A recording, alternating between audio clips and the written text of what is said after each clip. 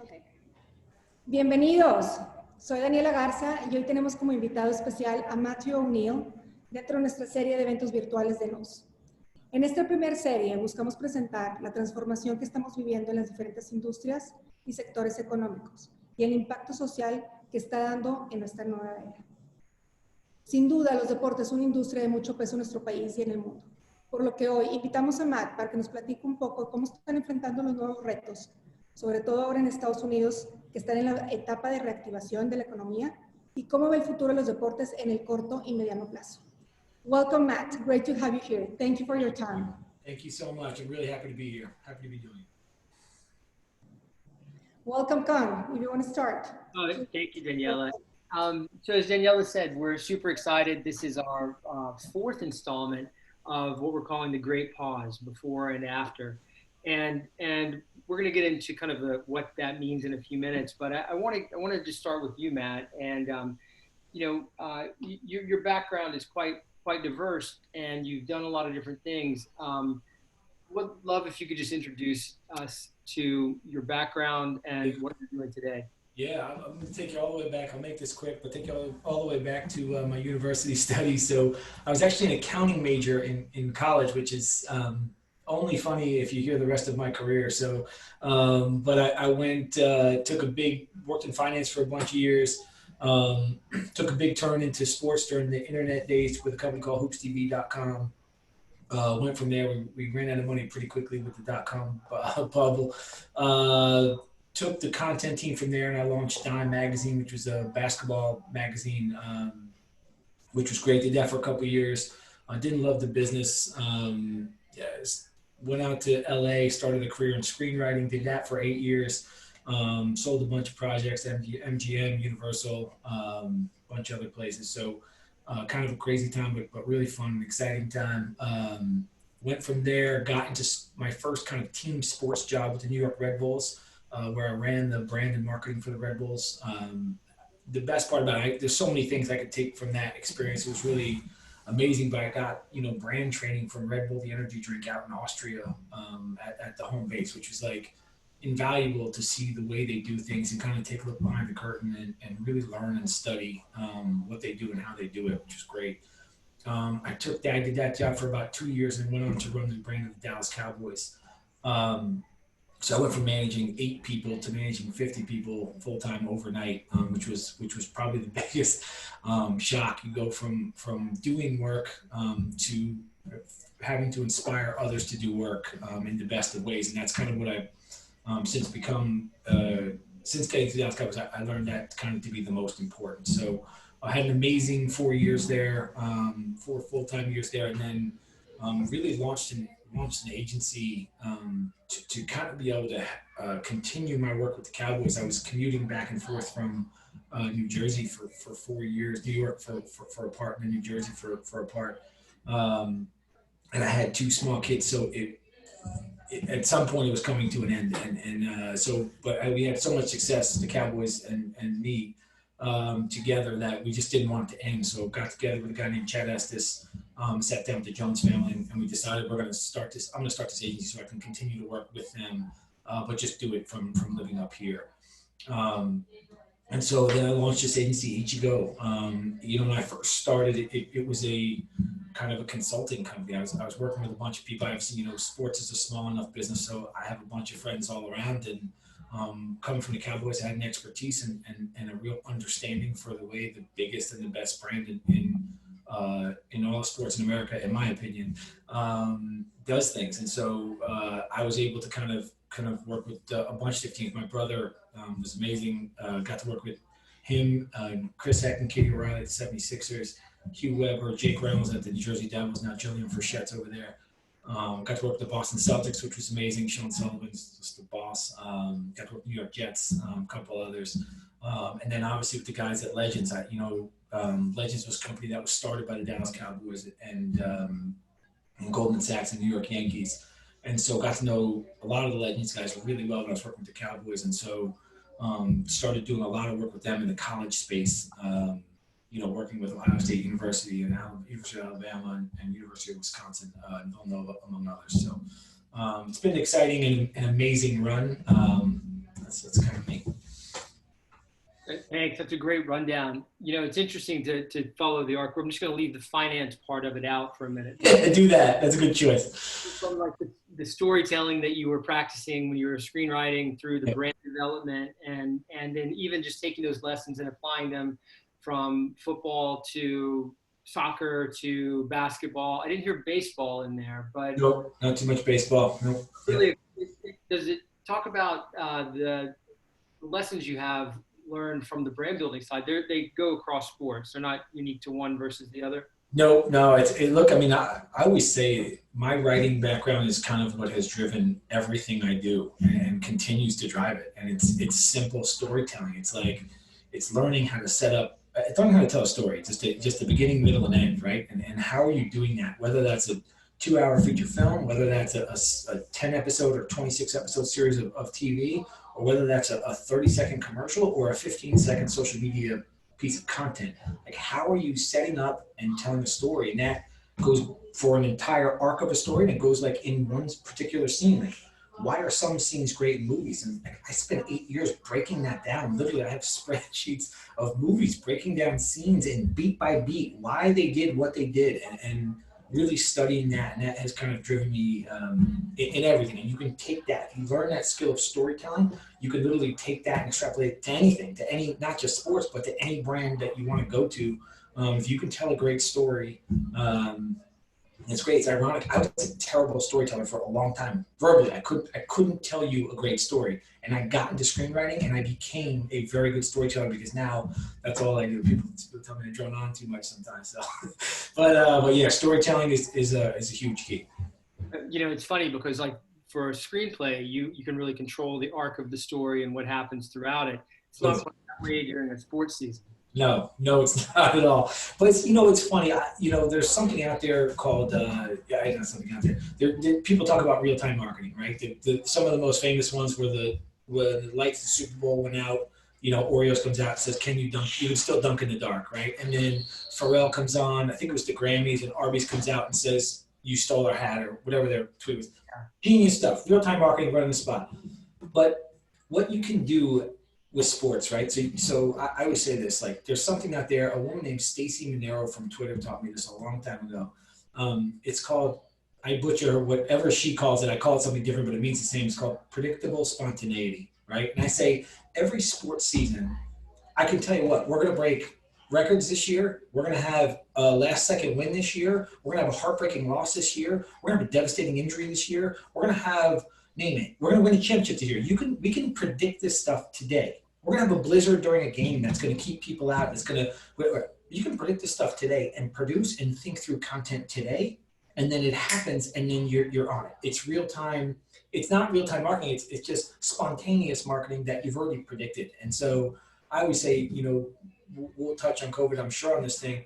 But one of the things I always talk about with COVID-19 is like, people are like, well, you can't predict the future. I'm like, well, you kind of can, because you know what? We're going to play sports again. We're going to have fans in the building. It may not be tomorrow, may not be 18 months from now, but like, it's happened. Like this, all these things are going to happen. So like, you can predict them now. How are you going to react? What are you going to say to your fan base? So anyway, you can get in front of almost everything, not everything, of course, but like, you can think through everything. And once you start to do that and actually predict things, then even the truly unpredictable, like you have such a full understanding for your brand in all these different situations. It's like taking a great character from a movie. It's like I always think of like Indiana Jones. You can put that guy in any situation and I can tell you what he's going to say because I know his character that well. And if you know your brand that well, then everything becomes honestly fairly easy. So you guys literally sit down and say, these are the things that may happen. Yeah. Let's get loaded for how we'll react. Yeah. And by the way, for the ones that we know are going to happen, you literally are producing content. Now you have to plug in number. Someone may score 63 points as opposed to 61 points or whatever number that, you know what I mean? But you can literally produce content and just plug in a different number as it goes. And so, yes to all that. It's impressive too when you think about just the production of live sports right now and the ability to cut clips in game and really put out highlight reels in real time too. Yep. Sports has a unique ability to do what you're talking about. Yeah. To change on the fly and to back it up with narrative and content. I totally miss sports content overall. I grew up in an era where sports was side piece and not as much the centerpiece, I think, as it is today. Sports production has just gotten so much better and better and better over the years. And so yes, the quality of broadcasts are just amazing, and the things they can do in game. And you know, when I was at the Cowboys, we started, you know, doing more in-game packages on our video board, gigantic video board for people to see. And we started doing in-game highlight packages for them to see. It just, again, it's so much more, so engaging, but we kind of took from broadcast and what's amazing in broadcast and actually brought it into the stadium, which it's a hats off to the people who are doing the production work. So. If I'm not mistaken, that board you're talking about, that's like the largest board in the world, right? It was. I think right now, so once you build something that's the largest, someone's going to build something a foot taller or wider or whatever it is. So I don't believe it's the largest board anymore. It's the largest center hung board still. So there's like, I think the Speedway down in Austin might have a bigger one single board, and somewhere else may have one, but it is massive and is impressive. When you walk in that building, it's just a monster, and it's the best. And it's crystal clear. It's beautiful. It shapes the fan experience in there. It's amazing. Well, that's a great segue, I think. I mean, the elephant in the room for this talk is, of course, the disruption that we've all faced over the last couple of months, which, you know, in the business of even anticipating things that may happen, this was not one that was common. Yeah. That might happen. Can you talk just a little bit from a personal perspective of how you have dealt with this? You've already been working remotely, it sounds, with many of your clients just because of where you are. But then let's talk about the impact it's had on sport. Yeah, sure. I mean, for me personally, it's honestly, it hasn't been bad. You know, my girlfriend was pregnant. She just gave birth 10 days ago. So honestly, weirdly, this quiet time for just us before giving birth was actually really amazing. And you know, and really cool. I got to spend time. I have two kids from a previous marriage who are amazing and awesome. I got to spend all this time with them and just focus on them in a great way. And so it's not that obviously I wasn't working. I've done a lot of work to be done all the time. But there's no more commuting. There's no more traveling. There's no more. So you're cutting out a lot of that stuff. And so I learned from my days in writing to be self-disciplined. There was never a question. I know some people struggle working from home with the TV there or whatever else there that they could get and waste time with. That's never been a problem for me, or certainly hasn't been since I was writing. So overall, I know a lot of people are struggling out there, and that's tough. But for me personally, this has been fine, and it really works. Having a baby might be one of the best things I've heard come out of this. Yes, definitely. Yeah, it's a truly blessing. So it's been really amazing. So as far as okay, this is one of my daughter popping in right now. You guys got a live look. You got to know this is how it works. So sorry about that. Wait, I'm sorry. So did we talk about sports? But in terms of sports, though, so we were talking about the stadium a second ago and the great fan experience and everything else. Clearly, going into a stadium is off for a while. But just broadly, like the impact that you're seeing on sports, you have an insider's point of view. Yeah. All right. So it's funny. I came out, I'll say, fairly aggressively when this thing first hit because a lot of sports teams fell silent. And I would literally take sports team social channels and I would count the days on them. And I would get more and more frustrated because, it is not a sports team's job to tell me about life and tell me to wash my hands and tell me to be safe and tell me to do all these things. And I know that stuff's important. So I'm not saying that you shouldn't have done any of that. I'm saying that can't be the only thing you do. To be honest, there's a reason why sports doesn't get anywhere near politics or tries to stay away as much as possible. It's because sports is a break. It's a break for us all, right? If you look up stats, there's something like, these stats are aggressive, and I'll go aggressive to help prove my point, but there's something like 17% of people who are truly happily married.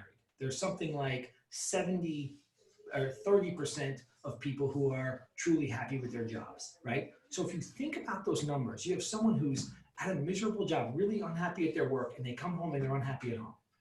They need a break, right? And sports has become, in a great way, this respite, this break for people to actually throw their minds into something else and to come together with neighbors or friends or even strangers and just put their mind and energy into something else and really root and passionately root for something. It's awesome. It's this awesome thing. And so when this thing hits and sports teams fall silent, or they just tell me to wash my hands 50 times in 50 different ways, I can't even believe, I'll just say disappointed with many of the team's reactions to what is going on. And I think, I get it. People get nervous. I've heard this a bunch of times. People are like, look, I don't want to make a mistake. Look at what Vanessa Hudgens did, or look at what so-and-so did, and they made their mistakes. Yeah, I get it. I know we can all make mistakes and feel tone deaf and do some of this stuff, but if you can just be smart, if you have smart marketers, if you can trust your people, if you have a plan, if you understand your brand, you should be able to speak to your audience and your fan base in a way. So overall, the media in sports through this has been, I've been generally disappointed. Everyone woke up. It took most teams a few weeks, some teams a little bit more, to wake up. ESPN obviously pushing up the Last Dance, Michael Jordan documentary, which was amazing and smart and right and great. And I know, there's a lot of other content that has come out through this thing and been really good. I just think, by and large, it's been a miss for sports teams on this one, on the media side. It's interesting. I think there are a lot of stories that are happening that go far beyond the wash your hands stories, whether it's players donating to cover the stadium worker salaries, Yes. Setting up testing centers in the parking lots. Dodger Stadium here is just opening up in LA as one of the largest testing facilities. Yep. There's a role that sports, the infrastructure play in the community that, to your point, is right. It's different from the politicized of the world, whether that's a bad job or something else. In your mind, like, how do we get back to sports? I mean, if we can't gather, meeting the stranger sitting next to you at the bar, cheering for your team is something that's still not quite there. Getting into a stadium is still going to be different. We had a conversation a couple of weeks ago of, 25% capacity potentially inside some of the arenas. It's different. Even watching the soccer games right now with no one in the stands, the sound is viscerally different. Yeah. If we're scenario planning for this, what's our brand response? Listen, there's a few different things here. There's a bunch of different aspects, and I'll start with the optimism first. I just saw an article yesterday, or heard Troy Vincent, I think, say that the NFL is planning on playing full stadiums. I don't know if he's even authorized to be the guy to break that news. And I know he's smart and he's great, and I don't diminish him. I just think, like, if that's the NFL stance, then I felt like we should hear that from Roger or the team owners or something. But at the same time, it seems very real. Like, the country is, certainly in this country, it seems like the world is opening up again and starting again. And so, to be honest, I've seen the stats and surveys. I'm sure you guys have seen many of them. There's a decent amount of fans who are ready to come back and would come back. So on the optimistic side, I would say that we're not that far away from a bunch of people in stadiums. Do I think they're going to be full? No, I think our bigger risk is going to be the ability to sell tickets to what is now a smaller base, because some people are still nervous. The older population may not come. There may be some things going around there that could be tough. But on the optimistic side, I'm hopeful and believe that I think we can do something with fans soon. On the other side, and I'll say it in a couple different ways, production is going to be a really big deal. I've seen obviously some things along the lines of piping in crowd noise, of digitizing fans in the stadiums, of doing some things. I am hopeful that we're testing these and testing these and testing these. I am doubtful that we're testing these, and I think that we're just going to press play and we're going to see how this goes. And I don't think it's going to go very well. There's the best part about sports for me is the authenticity of it. And so it's of the players and the competition, and it's of the fans and their passion. And you start pulling it. That's why when, if there's ever players fixing games or not playing hard enough, it bothers me to no end. When I see I'm able to see fans rooting that hard, and that's what makes me excited and pumps me up. Like, you know, when I ever go to games that I'm in other stadiums of teams that I have no rooting interest for, I tend to root for the home team because I get so excited to see fans root. And so I think we're going to be hard pressed to mirror anywhere even close to an experience, even from a TV perspective, to what goes on in the building when there's a full stadium. I think it's going to be really hard. I think it's going to be really, really hard. So it's a challenge. I said this, it's a challenge and an opportunity for some really creative producers to do some awesome stuff. And so can they do that? Like, what does that look like? I actually don't know. But that would be some fun brainstorms to get in. I will tell you that much. I think there could be some really cool ideas that come out of it, but you have to test. Even piping in crowd noise, like, think about that. Touchdown gets scored. You're getting to a player, so you're getting an empty section as you're filming a player, and you're hearing fake crowd. I don't know how that works. I don't know how that works for me at home. I just don't know how that works. On the flip side, the one thing, and I have not watched one of the empty soccer games, but the one thing I've heard, which I think is really cool, is the trash talk, is the coach speak, is the referee, them guys jawing at the referees, and you're actually hearing what they're saying. That's super cool and different. It almost feels to me like VR glasses, almost like a novelty. Cool for a little while. Okay, then let me just watch this game. I put them down, and so it's in there. But, you know, who knows? That could be some interesting stuff to kind of track and follow too. One of the things I think is really interesting is about your company is the name of it. Yeah.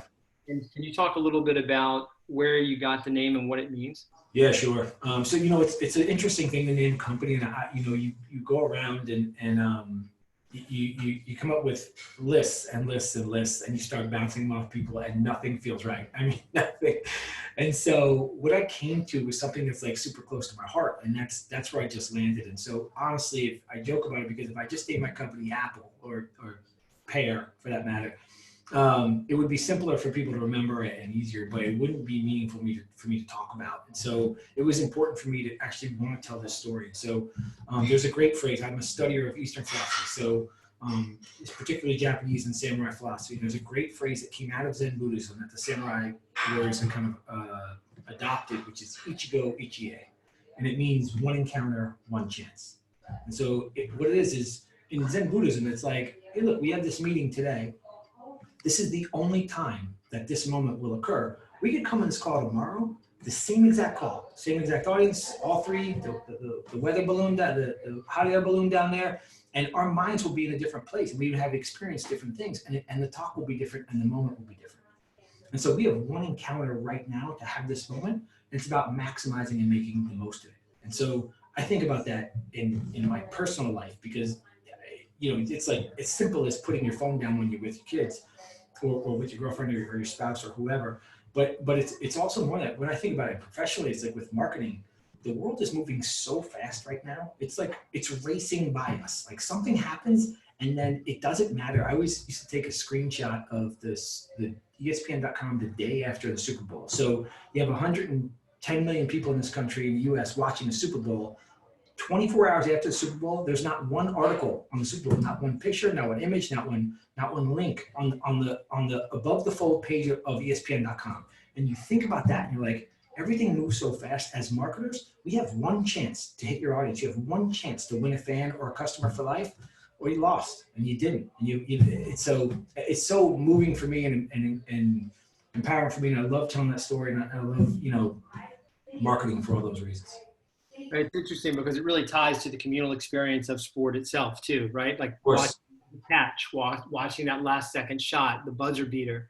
And that can just electrify, you know, tens of millions of people all at the same moment. Yeah.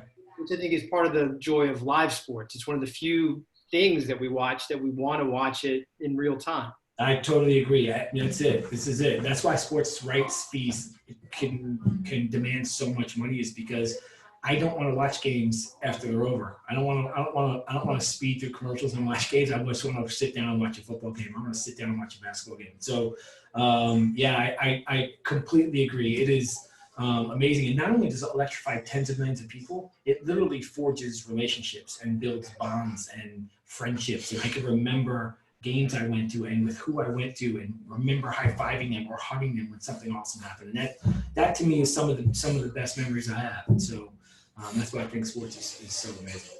So I want to switch gears slightly and bring it back to the finance side of your career, because ultimately sports is a business, right? So all promotion and everything else. So two questions from the audience. I'm going to kind of combine them because it's the touch on the topic. One is, how do we see the fan experience evolving? And we talked a little bit about that, and you even mentioned a brainstorm. But two, from an owner's perspective, you mentioned Jerry Jones earlier. How do you start getting revenue back if you're 5% capacity? One must imagine that the sponsorships are going to start to fade a little bit or demand more. What's that look like? Yeah, look, I mean, I think let me speak for American football first. I think there's an opportunity here. Sponsorship dollars in the building on game day command a lot of money, right? We all know that. So you're putting signage, you're putting activations, you're putting all these things. Like, I wonder in football if you could do two broadcasts, right? Because all football broadcasts are basically national, right? So you're watching this feed, but could you shoot games differently? Like, could you shoot the same game in two different ways for football and capture and activate local sponsors within that local broadcast? And I haven't heard this come out as an idea. This is the first time I'm ever talking about it publicly, but I think there's an opportunity there. And I think that, so to me, that would be one. The second thing is in content, right? So we're consuming so much more content at home that if we're not converting a significant amount of you could call it online dollars or increased online dollars, or at least make goods for things that they're not getting, I think it's a real miss. Like, I don't understand how it's not happening. Sports teams have troves and troves and troves of content, right? And they have all these fans coming to them, especially now. It's like, what can we do with all of that content to do something amazing? I think when I was at the Cowboys, we started something called Deep Blue, which was, I remember getting a room, and we got a room with Pepsi, and a guy named Adam Harder, who I love, by the way. And he was like, I remember talking about it. I was like, listen, what's the best thing that you see on TV today? This is now 6 years ago. He's like, 30 for 30s. I'm like, yeah, no, I know. It's not even close. Do you know what I mean? Like, they tell great stories. I'm like, why don't we're going to make our own 30 for 30. And he's like, yes, I want this. I want this. And that was it. And so the Cowboys have gone Deep Blue now, I think maybe 6 years in a row. And that's what it is. This is, you can just tell great stories. Long form, short form, quick social, whatever you want to do, medium, it doesn't matter. Tell great stories. Like, the Cowboys have a podcasting business that blows people away. Like, they put emphasis on it. They put money into it. They focus on it. And so, to me, I think there's a ton of assets in sports. You have a lot of fans clamoring to come to you. I think sports teams can be better and smarter. The Cowboys are one of the best, certainly long before I got there, but continue to be just one of the best in the way they do things in this way. It's one of the most valuable brands in sport, and the expansion and deepening of the relationship with fans makes a lot of sense. Yep. Another question that's just come in. What's a marketing campaign by a team that you really loved? Not the Cowboys. Not the Cowboys. That's a good question. I always remember I grew up with New York Yankees fan. Their big slogan was Yankee Fever, catch it, which is kind of ironic given what we're going through today. But I always thought I kind of poke fun at that one. It's a really good question. I don't have an answer for you right now, but I will circle back and put this online somewhere, and I'll think about it, because there's you know what, the 76ers Philly Unite campaign, super powerful, super real and authentic. That one I loved, completely loved. This is not a sports team, but I remember Jay-Z's book launch. I don't know if anyone ever saw this, but they literally took pages of that book and put them at all areas that they happened in real life. So they literally would write a page of that book at the bottom of a pool. They would put a page of that book up in a bus stop where something monumental happened in Jay-Z's life. there's some, I think, opportunity for creativity, and with Jay-Z, they certainly took advantage of it, and that was amazing. I'll come up with a couple other ones, though. I'll put a few out there. Put you on the spot. Yeah, I like it, though. It's good one.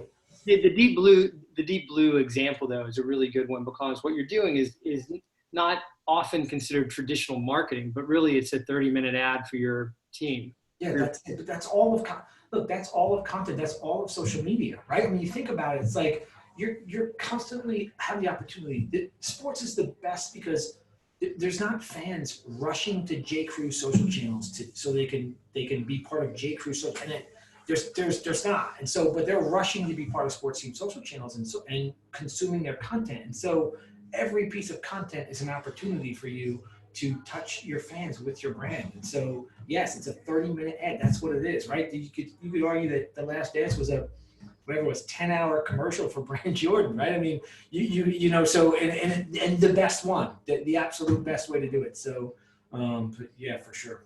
We've got a brainstorm happening in the comments section right now, which is kind of great. So here's an idea from a viewer. What if owners could actually sell a ticket and then allow it to be a special package, possibly with like a drink and dinner and something like that gets delivered to your home?